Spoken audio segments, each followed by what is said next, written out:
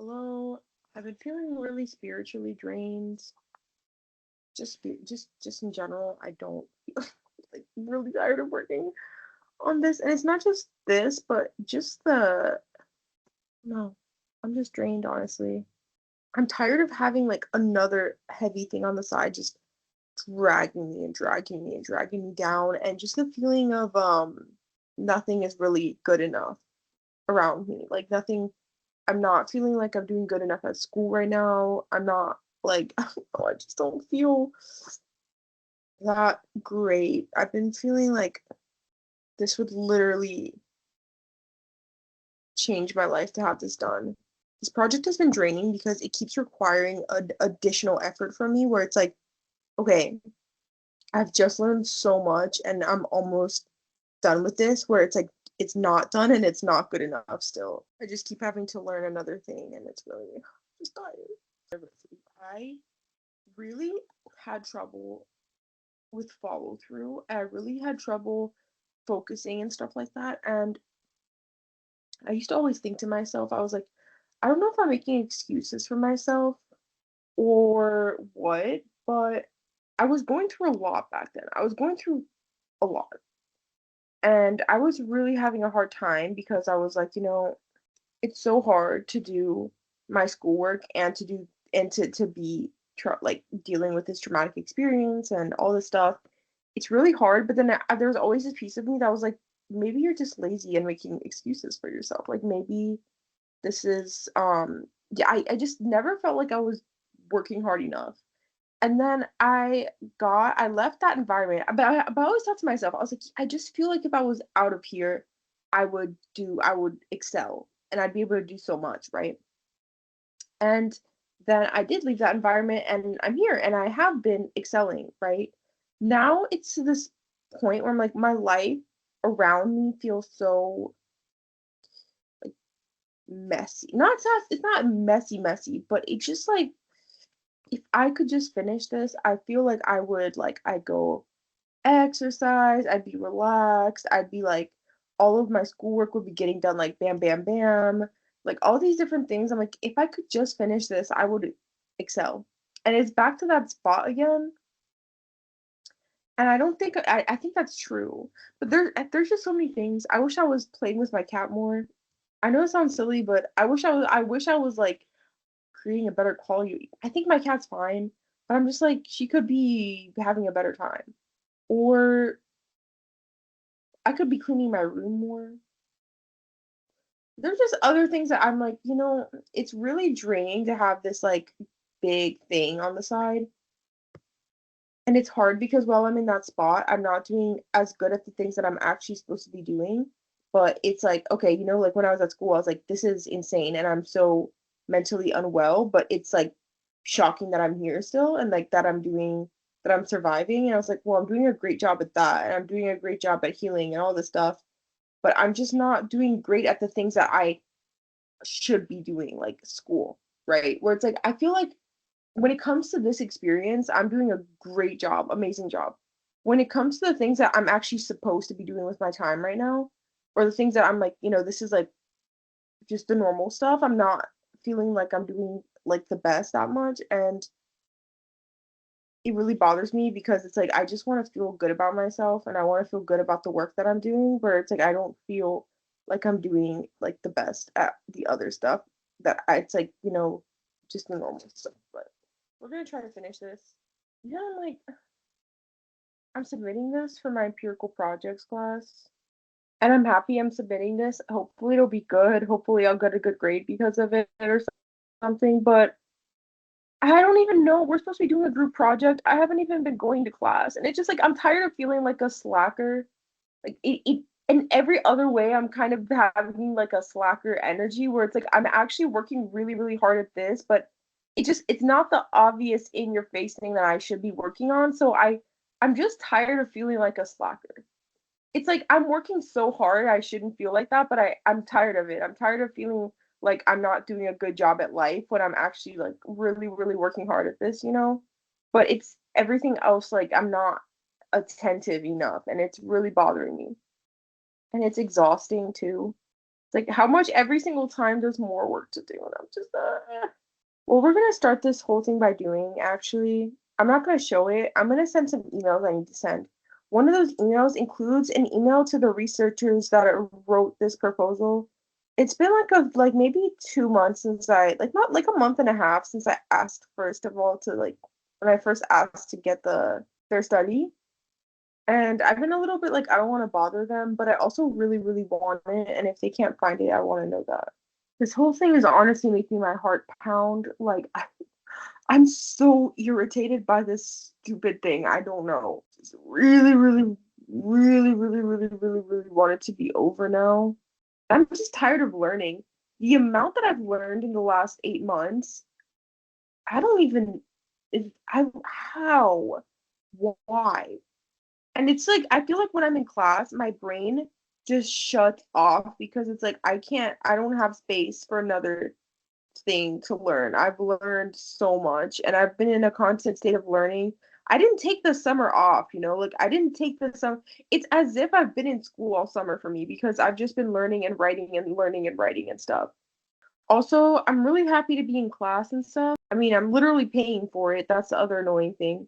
At the same time, when you have something like this to work on and like I have this on the side and it's so randomly complex and stuff and it's encompassed so much of the things that I'm meant to be learning in class. Sometimes it feels like this is more important than class. Also, the only thing though is like I want to be investing more time in my statistics class, and that's just not been happening, and it's really annoying. Oh my gosh, dude, I can't even find the email for the other researcher. I actually tried emailing him and it like bounced back. It wasn't the right email. So I don't want to keep pestering the first guy, because it's the other researcher that's looking for it. I don't want to keep pestering them, but I really want it so bad. It's like it would change my relationship to this project so much to have that. So much. I also have a really fun video game that I'm really wanting to play, and I started playing it and it's so fun, but I don't have mental space for that because I should be doing other stuff. Yeah, I'll show you. I tried. I'll show you. I tried emailing. I tried emailing so much, but it bounced back. It hasn't even really been a month and a half. It's been like a month and like a week or something. It's been like a month and a week. So I guess we're not gonna do that. We'll just wait. Every time it's like I wake up and it's like, oh my God, do I have to learn another stupid thing for this project? It's funny though, things in my life really do feel like they end in these episodes where a lot of different events come to close at the exact same time. Where this is the pattern of my life, okay? I'll be really pushing hard and feeling really stuck on some stuff. And then it's like everything comes to a close in like I was working on this research. I was working as a research assistant and it was really a tough project actually, even though it wasn't in theory difficult, but it was a lot of work between three of us and we had different schedules and stuff, and I ended up doing a lot of different stuff on the project. I worked really, really hard at that research assistant job and it was really kind of difficult and we had some conflicts and stuff. It was like a whole thing, but anyways, I had to do this intense amount of like coding and all these things. I was working on literally every single piece of this research assistant job. I was working on it. Yeah, because I wasn't writing a dissertation. I was just assisting. And it was like there was a point where the pile of work was like a mountain. And I was just working and working and working. And I just wanted it to be done so bad. We had to do again, like I don't know if it's just because of the way we ended up communicating, but I ended up having to do a lot of work on like an intense time crunch because again, it wasn't my project and I didn't really know everybody else's deadline. So I was sort of anyways, it's not I don't know how to put it, but I just had a lot of work on a time crunch and it was really frustrating and I just was like, I just want to finish so bad. And yeah, I ended up just like working, working, working. Oh, and at the end of my project too, this is what was really annoying is that my last laptop ended up having issues and I had to do everything at the public library. So it was also additionally frustrating while I got like this laptop here that's now giving me issues for my stats class. But anyways, everything came to a close at the same. It was really weird. I was living in my old flat. It was like a really small flat, tiny, and feeling that same feeling there of like, oh my gosh, I'm not cleaning enough. I don't know, I feel bad for my cat, all that. And at the exact same time, just as it actually was weird because the day that I finished all of the work for my research assistant stuff was also the day that I finished. It was like 3 days after I finished my nanny jobs. I was working as a nanny for like a year and like 3/4, like a year and a half. My nanny job finished at the same time, which was the exact same day that the family I nanny for moved back to Portugal. And at that same time, they called me and they asked me if I wanted to sublet a room in their house. So I literally it was literally the same day that I finished my research assistant job. I also moved here. And it was like this whole refresh restart where I was like, whoa, I literally like everything changed at once. And I feel like that's the pattern of my life where it's like, whoa, everything kind of like smashes and consolidates into these events. It's really strange. Like I just have all these little like moments where everything comes together. So I've really been wanting that for this project because I'm exhausted. I think the thing we're going to continue to do is just answer more questions for this research project. Just looking at this is making my brain hurt. I don't want to do this actually at all anymore. I'm tired. And I want cake, like really bad. No. I tried this British Christmas pudding for the first time today. It was not good. It was sad. I didn't like it. It was like fruitcake. Okay, here's this stupid neural network. I hate it. It gives me anger and frustration just looking at it right now, and I don't want to do this anymore. It's just that now it's actually like I really do have to finish it because if I'm not going to finish this, I need to actually submit an application and do a different empirical project. So it's like my homework. Okay, we're gonna go through. We're gonna see what questions do I still have left. I could just keep it at this and work out the rest with my supervisor, but kind of just want this to be done. It's so bad. You know what? We're gonna turn on a TV show and I'm just gonna edit everything that I have so far into like an actually good sounding thing so that it's like more done. I just like I keep being like I don't even have the mental capacity, but we're gonna have to have the mental capacity. Like this intro, this relevance section, I'm gonna like collapse that. Literature review, I'll do for that. It gives me it hurts my brain. But first I'm gonna copy and paste all of this into my final draft section because then I might go more into this in the final draft of this paper whenever it's published because I think that the whatever future audience of this paper might want more context on this, whereas I don't think that my supervisor needs this much context about this issue. Because I feel like actually what's kind of nice is that I feel like it's kind of speaking for itself right now a little bit. Like I think that actually the science is really speaking for itself at the moment. Where it's like a standalone thing where it doesn't really I mean for me, this relevance is really important. That's the reason I did it, and that's how I want it contextualized. Like I think I wanted to solve that issue, which is why I'm continuing to con- to give that where I'm going to continue to give that context, but I could not even give that context and I feel like it would still be useful and that's like a useful thing. Like it kind of has a life of its own right now that doesn't have anything to do with this, which is kind of nice.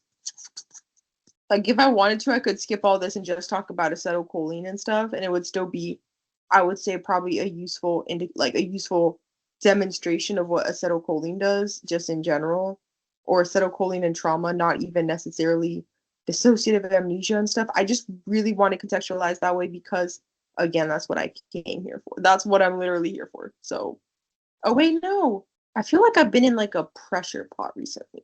Like not even recently. I've been in a pressure pot for like years.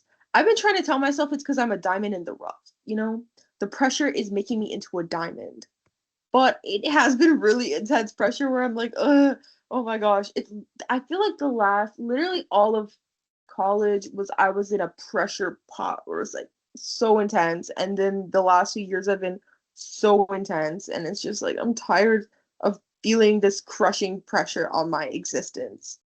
I want a social life too. I think second semester I will have a very active, much more active social life because I've done more things socially this semester, but I didn't have a social life for like 2 years before this. I really didn't at all. I was like had like well, I have no friends in London, but now I have some friends. My friends from university actually moved here for like a year or something. But yeah, not even friends. Friend singular, but I'm making friends that are their friends, you know. And then my sister lives in Bristol. That's the other friend I have who I don't get to see enough, but who I have gone to see a few times.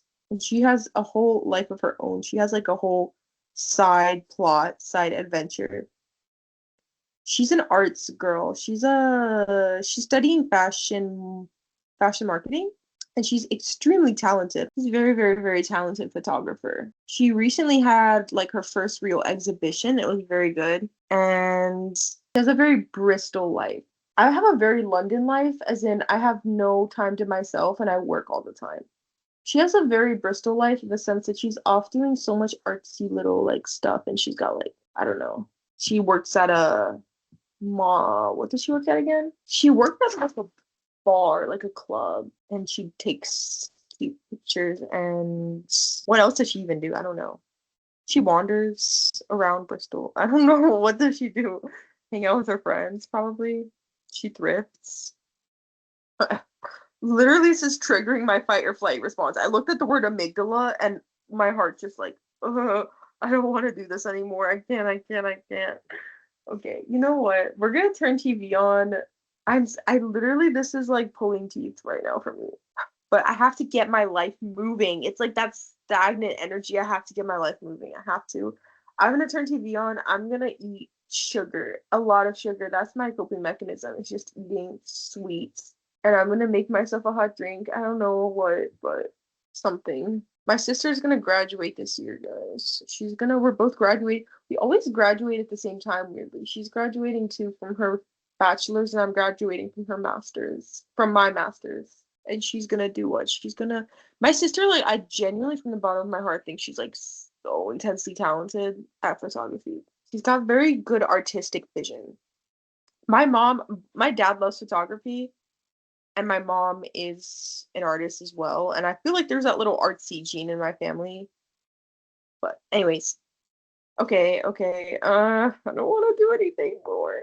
This mathematician is pretty cool. I'm gonna show you guys again. It's kind of cool to diversify the sources because I think that we just don't see. I like seeing stories of people from backgrounds that you don't typically see represented doing really incredible things. I like it. I'm gonna watch Hidden Figures again also. Let's find more math and science movies. But basically this movie's about a mathematician. This was him. I literally only learned about him like last week, like a few days ago, looking for more math and science movies. But apparently he was from India, and he was a math prodigy from 11 years old, and he taught himself math. Like, or not, he did teach himself math, I think. Wait, let's get more information. So, okay, we actually had a very funny statistics class on Monday.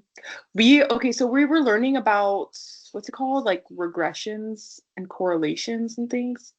And our professor pulled up this chart, and it was this chart that showed, it was a researcher who had showed that the people, wait, let me see if I can actually find it to show you. This is related, I swear to God. Okay, this was really, really funny. So basically, there's this one researcher that did this research project where he showed through some kind of correlation that people who consume more chocolate, wait, let me show you. Countries that consume more chocolate are more likely to win Nobel Prizes, which he basically said was because he attributed this to the fact that chocolate has these like flavonoids, I think it's what it's called. Let me show you. I think this was it, flavonoids, something like that. And that that was actually impacting how like how well they could. It was this one. It was impacting their brain because their brains were just more like better functioning, better boosted from the chocolate. So that's why they probably won more Nobel Prizes. And our stats professor was like, "Who wrote this paper?" And we were like who? Where do you think they're from? And they were from Switzerland, which is the place that actually has the most Nobel Prizes. And they also consume the most chocolate of all of these countries. And then we went into this whole discussion about how what are like the more obvious, that's just like just correlation and causation are not the same thing. And how basically, what was it?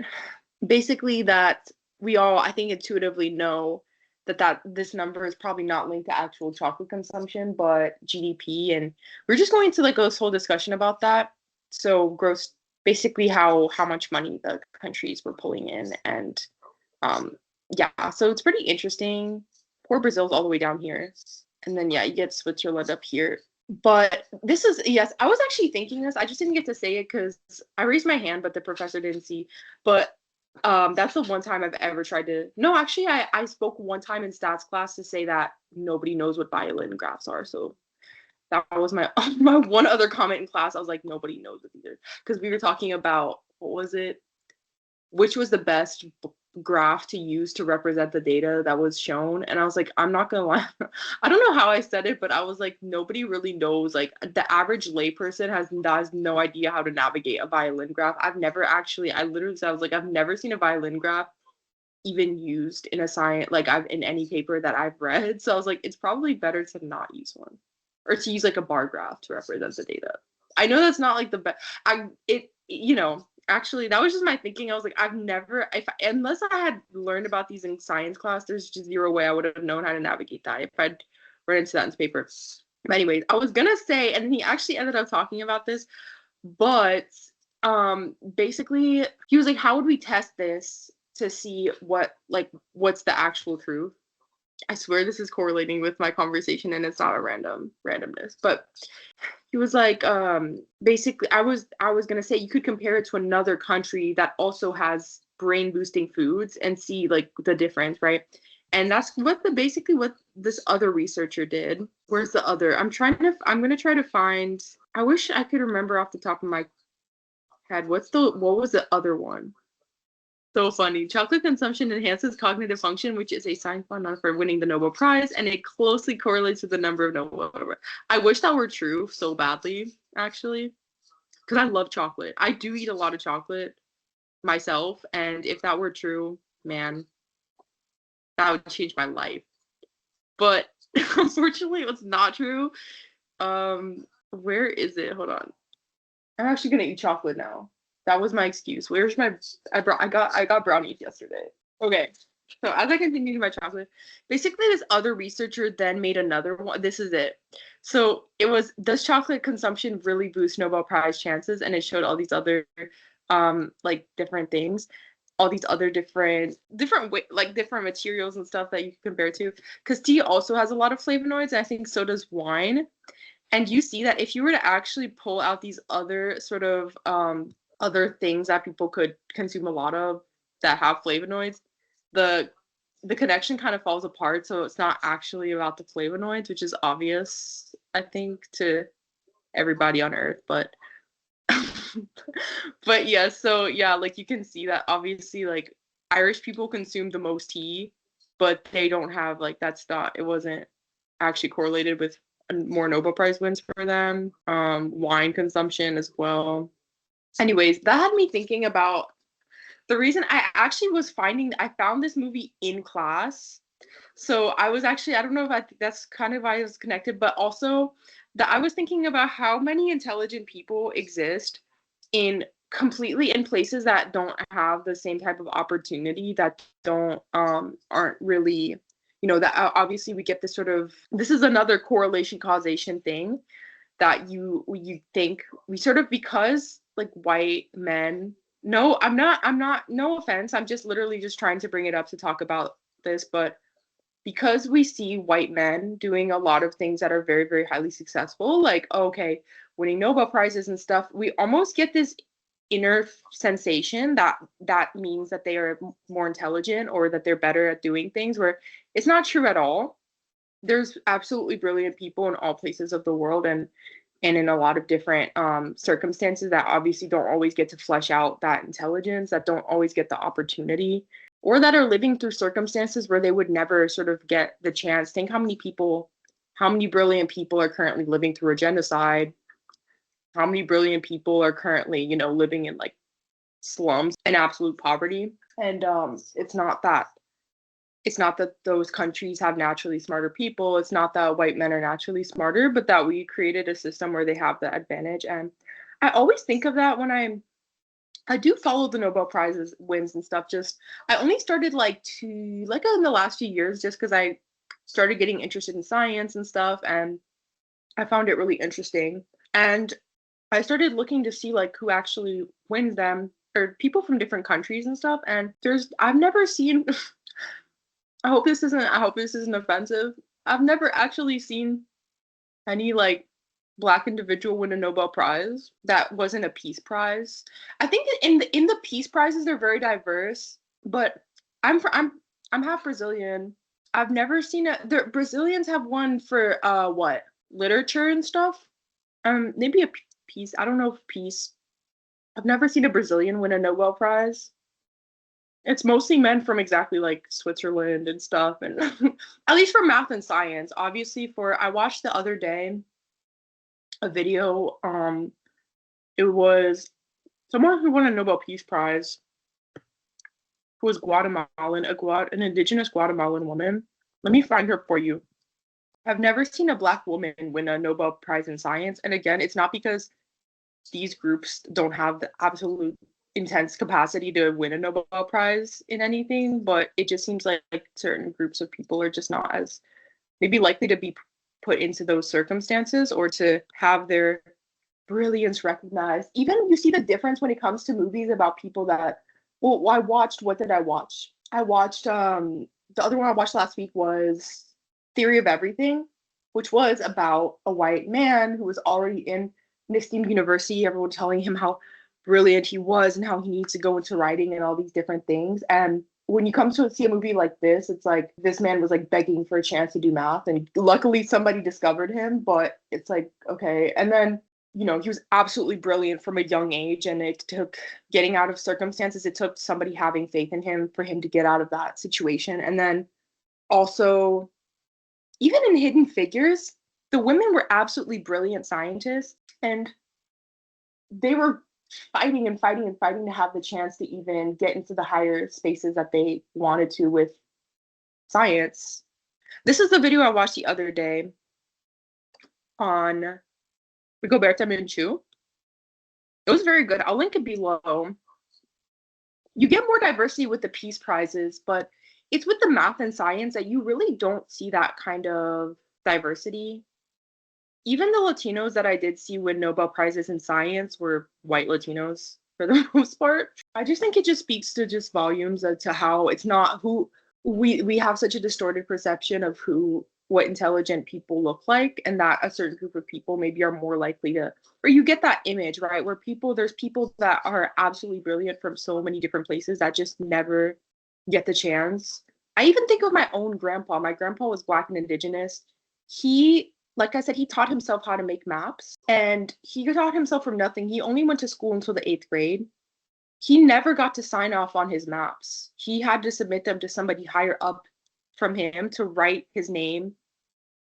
Who would write, like, sign off on the map for him and get it submitted. Think, like, to never get the credit, even for something, it's not even like the massive thing. It's not like a super insane like work of art or something like that. It's a map, but it's still, he did that work and he never got to sign his own name. And I think that that's just the stories that you get of all these, how many absolutely brilliant and intelligent people exist all over the world that just don't get that chance, and who don't get, like, it takes absolute, like, even in this movie, it takes absolute genius like him, who literally taught him. This is a cool thing about him that I read the other day, is that he was doing science and math that was so incredibly innovative because he had no formal training in math. He just taught himself math.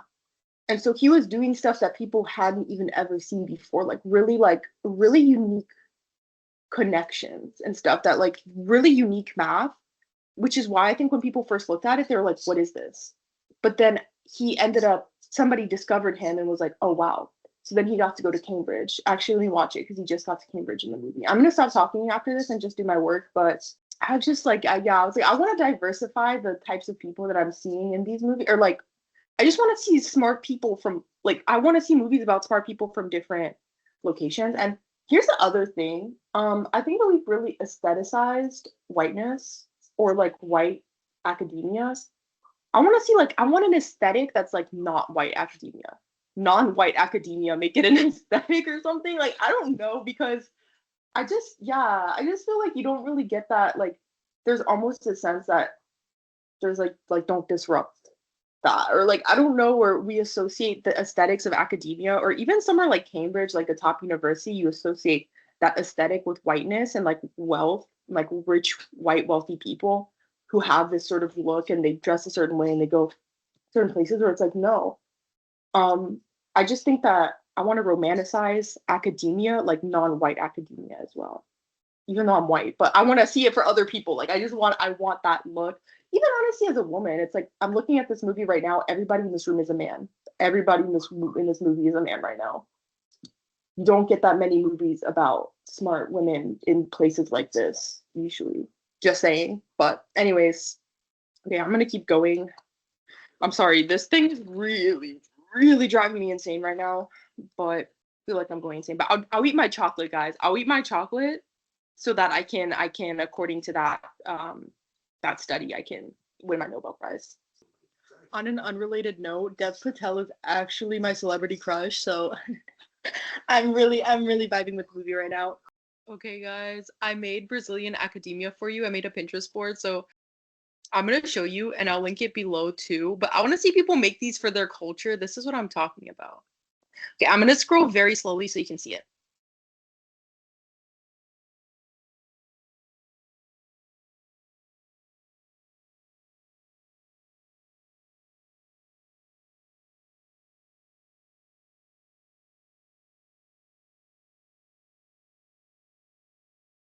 Okay, do you guys like it? Brazilian academia. It's like dark academia, but Brazilian. Okay, people, make it for your freaking group. I want to see. This is what I was talking about when I was showing the desk. Okay, I lost a clip here, that one before this, but basically I was talking about how there's a lot of different cultures that had really extensive academic cultures in general, or cultures of learning. So ancient Middle Eastern culture was super duper academic. Like, they discovered a lot of different math um in the Middle East, and they had massive libraries. And actually, some of the most extensive knowledge collection was actually in the Middle East, in some of the best schools in the past. And also, even I know that, speaking for Latin America, the Aztecs and the Incas, I think it was both of them, had really extensive knowledge collection sort of practices too, that they collected a lot of information about, like calendars, and they had a lot of technology and everything. And yeah, a lot of different cultures were extensively really intellectual, and yet I think we really center Europe a lot when we talk about intellectualism, and I think that's wrong personally. And also, I just think it makes things less interesting as well. And I was saying how I really wanted to see people romanticizing the academia in their culture. And I was showing, the reason I was saying this is I was showing clips from Dev Patel's desk in the movie. I was saying that it made a really good like aesthetic. Like, let me show you. This is a super duper popular aesthetic. I would say this is like the main, it's like the primary studying aesthetic. If you're not my age and you're just not chronically online, you might not know this, but it's a super popular aesthetic called dark academia that's centered around academics, and it's based off of those like Dead Poet Society kind of books. I mean, like movies and things. That's this sort of really romanticized, like New England kind of vibe, like very Harvard-y sort of dark libraries and reading and poetry and murder and all these different things. But I was seeing how it's very obviously it's meant to aestheticize, so that sort of really European-y sort of again, like New England, London-y sort of vibe, and it is very European. And then I was showing these clips from the desk in the movie. I was thinking I really liked it how he went to set up his room in the movie, the mathematician, and he started pulling out these little items from home. And I thought it was very aesthetic. So let me show you. So this is where he pulls out.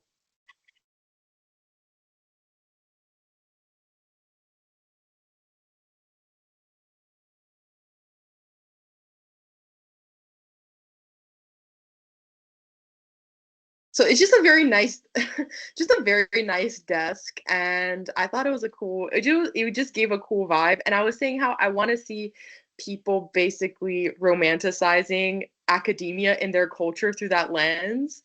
And then I made a Pinterest board for Brazilian academia to show you what I'm talking about, that I've added a lot to it. So it's very small. There's not that much to it, and it wasn't even fleshed out in the video. So if you want to see it, like the full thing, I added a lot to it. You can I'll actually show it to you now because I think it needs to be shown because I put effort into it. Okay, what you saw was the early stages. Hold on.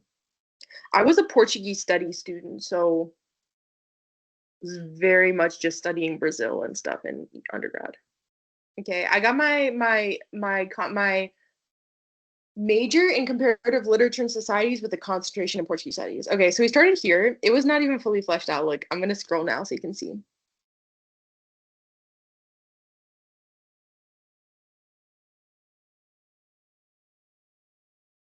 Just for you to get the comparison to dark academia that I was trying to make, but Brazil centric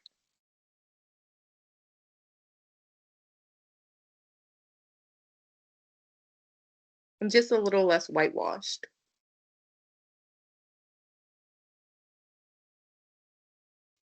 It's like I want to see like academia, but centered around people's own cultures. Okay, back to work now. Okay, so that text was practically useless, in my opinion. What am I not understanding? Extremely, extremely useless. Do you guys want to see my female celebrity crush? And then we're gonna find another text. My female celebrity crush is young Clea DeVoe from But I'm a Cheerleader. Icon. I have such taste, don't I? Wait, let's find Zayn again. The beard is a choice. The beard is a choice. Look at my man. Wait, but my best friend would be mad at me because this is actually her man first. Like, this is actually her man first. So I shouldn't even claim him. Yes, and then and let's look at Dev Patel. It's so cute, but um, I'm not rocking with the beard, but as long as he likes it. Dev Patel. I actually have a really strong type for guys, but for girls, really not that much. I just like what I like. He's so fine though. I'm watching clips from But I'm a Cheerleader right now. Bruh, this whole movie is so good.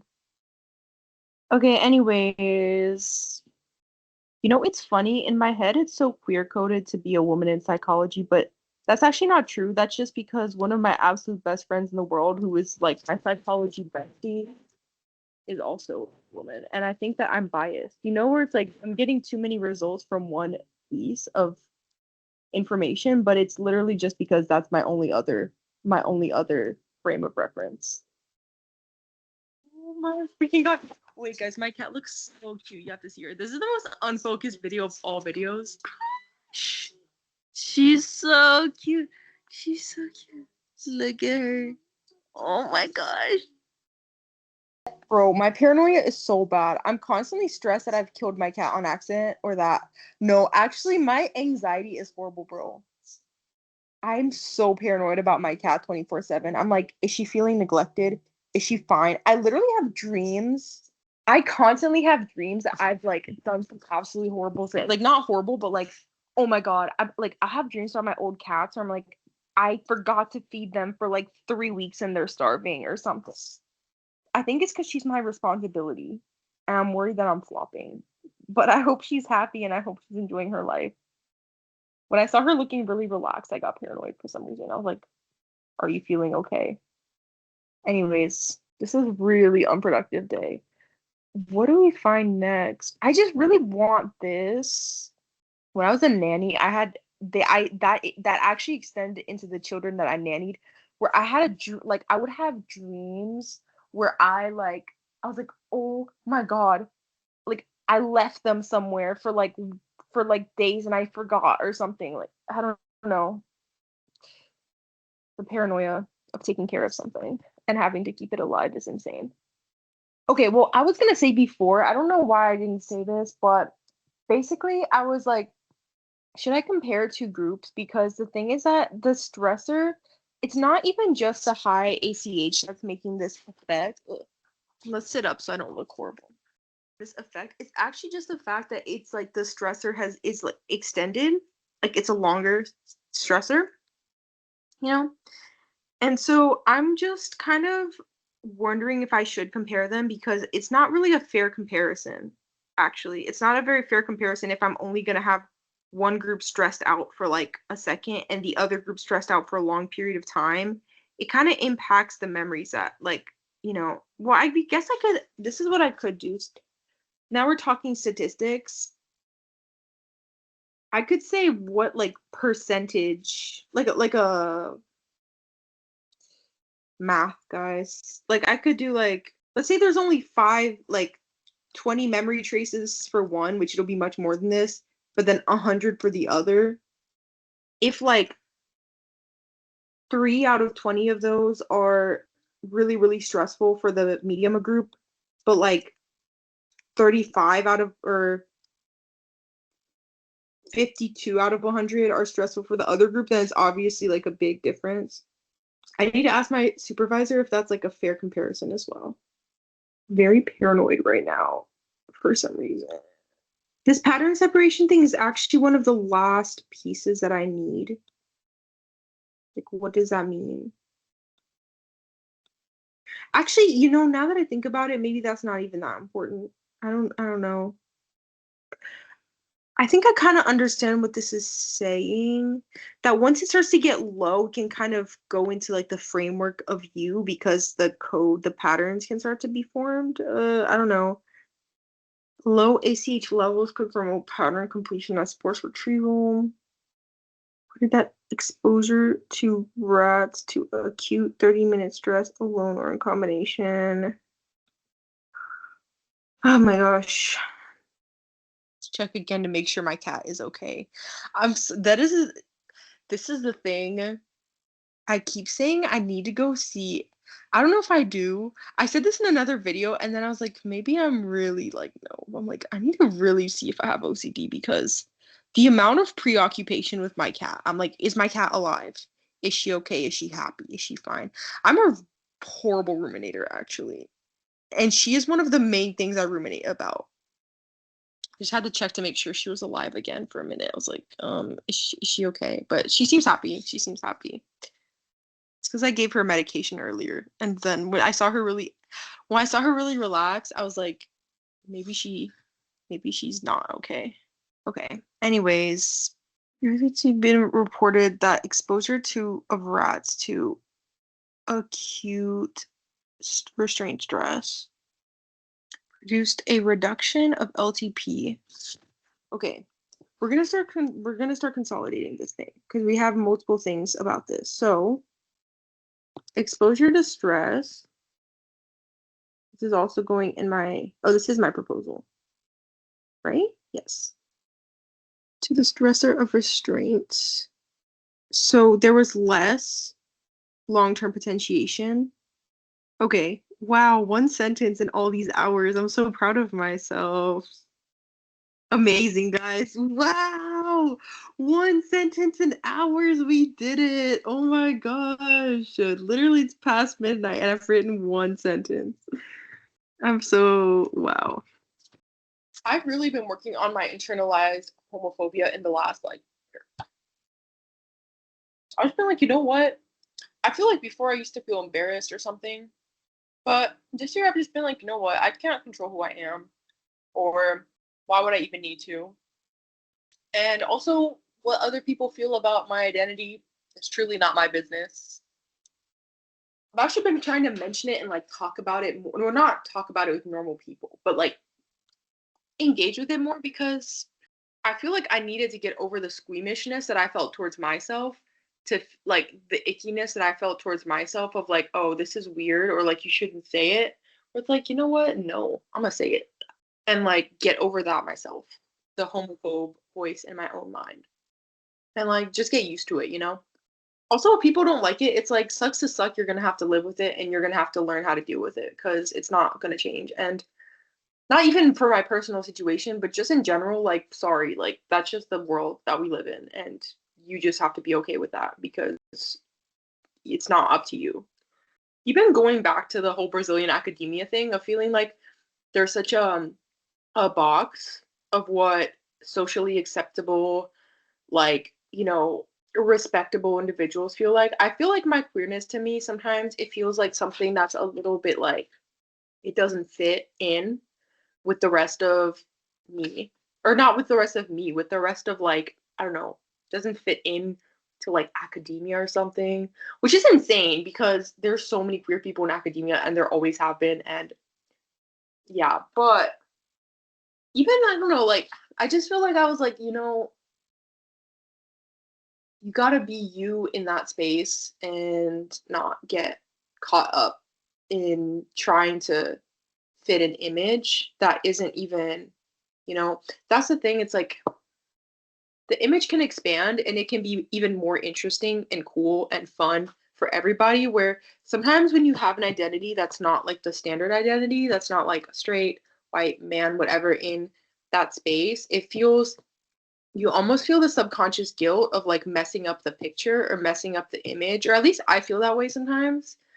But it's like, you know what? People are gonna have to just live with it, and the image can change and be interesting, more interesting and different, and etc. And yeah, it's like it doesn't really fit the image, but it's like that's my image and that's my life.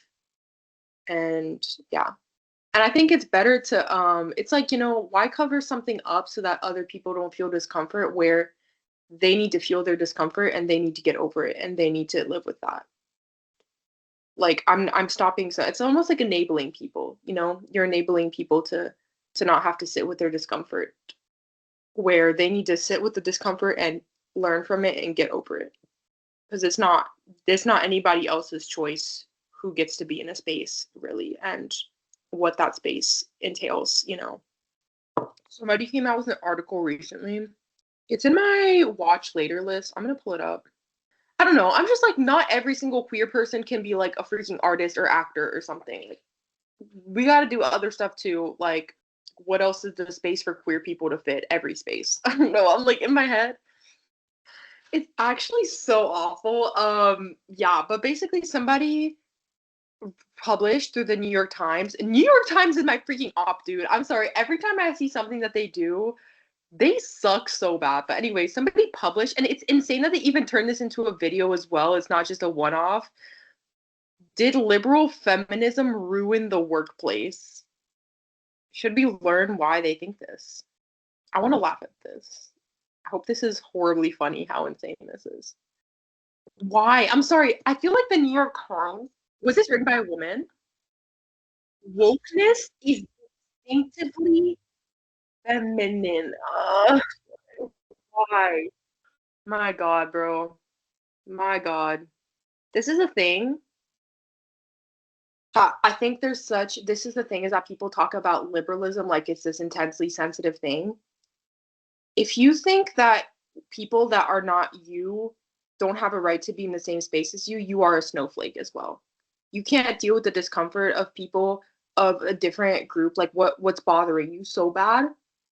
What you are so weak and so sensitive and so everything that you can't deal with something that's just like a natural and normal development of the world and how we're progressing.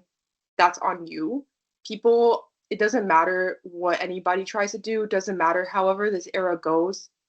People, I've said this before, people are always going to continue to fight for their freedom and fight to be in places.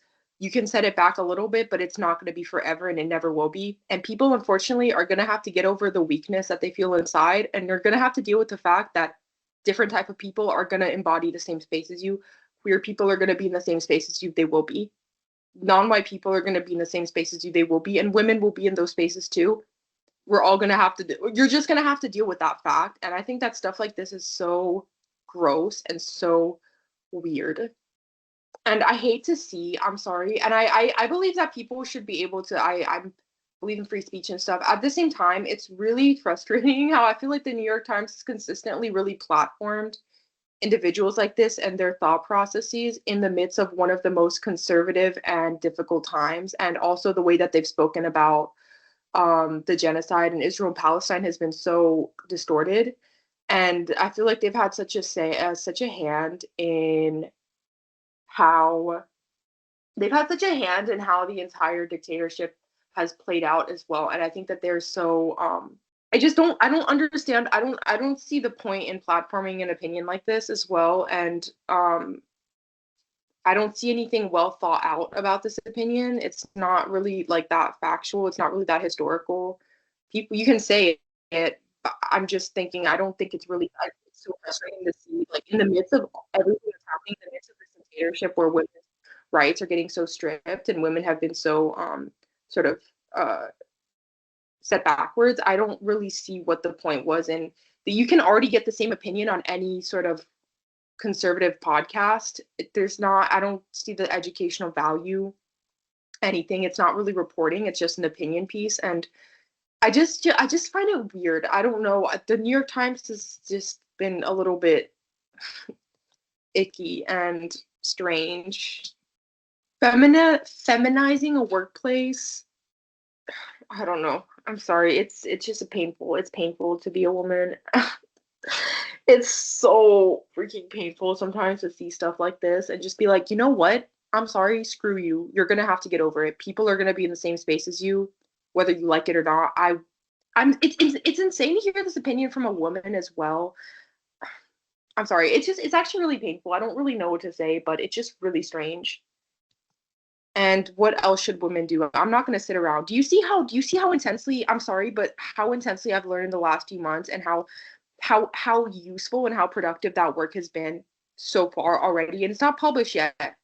But do you see how absolutely useful this process was of me learning and me being here and me being in the space with the information that I have to strip women of the right to flesh their talents out and to actually be contributors? You're taking away so much.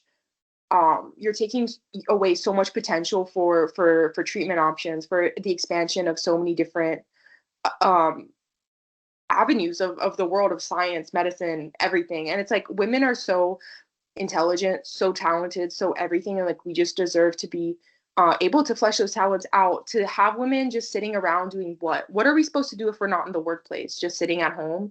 Helen, girly, you can do that. You can do it, but I don't care. I'm gonna do what I'm gonna do. And I just think it's so ridiculous. And it's like you would be missing out on the talent of so many women who have so much to flesh out and so much to express, for to have them just sitting at home doing absolutely nothing. You're missing out on the talent pool of 50% of the population that has so much to say and so much to offer. And it just, yeah, again, it's so, I think this was the absolute most abysmal and just cruel timing to put something like this out in again, it's an opinion piece, so it's not even really reporting or anything like that. And that's what I find really strange. And there's already avenues to express this opinion in, like, I don't know, go to a freaking, like, go talk to one of those Charlie Kirk podcasters about it. They'll have you on in a heartbeat. They love like self-hating women. They love it. So I don't understand why this had to be in the New York Times in the midst of this absolutely horrible and difficult time for women. I don't know. It makes me want to cry. Honestly, it's so awful. It's so awful. Just the level of violence and sort of weirdness that people have towards women is just like, wow. When we are out here just trying to be useful, helpful. Look at this. I've developed in all this in 8 months. I've learned a completely new subject. I found a medication treatment option for people, potential treatment option for people who experience dissociation, which is something that we have had not enough information about for the longest time. I've thought of a new software possibility. I've like what I've done. So I've come up with like countless research options. Okay. women are so talented and women are so intelligent, and this is useful. This is highly useful stuff coming from my experience, and this is what this is what you don't want. I don't know. It's just like, okay. Anyways, yeah, I don't know. Okay, I'm gonna go like take a shower or something because this has not been my most productive work session because yeah, it's kind of been a lot recently. I'm not gonna lie. I'm a little bit overwhelmed by the fact that this is getting close to done, and that means every single piece that's missing is like a really high value piece. Just like as a man, if you think women should be sitting at home, just pray you never get a dissociative disorder. Pray you never get a dissociative disorder because you would have never had mine. You would have never had this. You know, it just there's women have contributed so much, and it's like just also I think people talk about the war on masculinity, and I don't think there's ever been one time that there's not been a war against femininity. I can't think of one singular time when femininity hasn't been completely shut down, discarded, overlooked, stigmatized in men and women. So I don't understand when was the good time for femininity, you know?